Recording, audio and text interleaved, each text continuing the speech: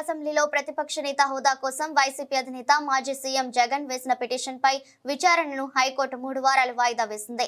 తమకు ప్రతిపక్ష నేత హోదానివ్వాలని ఇప్పటికే వైసీపీ స్పీకర్కు విజ్ఞప్తి చేసినట్లు జగన్ తరపు న్యాయవాది ఈ రోజు విచారణ సందర్భంగా హైకోర్టుకు తెలిపారు. ఇందుకు సంబంధించిన వివరాలు ఇవ్వాలంటూ స్పీకర్ కార్యదర్శి, అసెంబ్లీ కార్యదర్శికి హైకోర్టు మంగళవారం నోటీసులు జారీ చేసింది. తదుపరి విచారణను వాయిదా వేసింది. కక్షపూరితంగానే ప్రతిపక్ష హోదాని ఇవ్వడం లేదని జగన్ తరపు న్యాయవాది కోర్టుకు తెలిపారు. ప్రతిపక్ష నేతగా స్పీకర్ కు జగన్ రిప్రజెంటేషన్ ఇచ్చారా అని హైకోర్టు అడిగింది. గత నెల 24న ఇచ్చినట్లు జగన్ తరపు న్యాయవాది సమాధానం ఇచ్చారు. దీంతో న్యాయమూర్తి నోటీసులు జారీ చేసింది.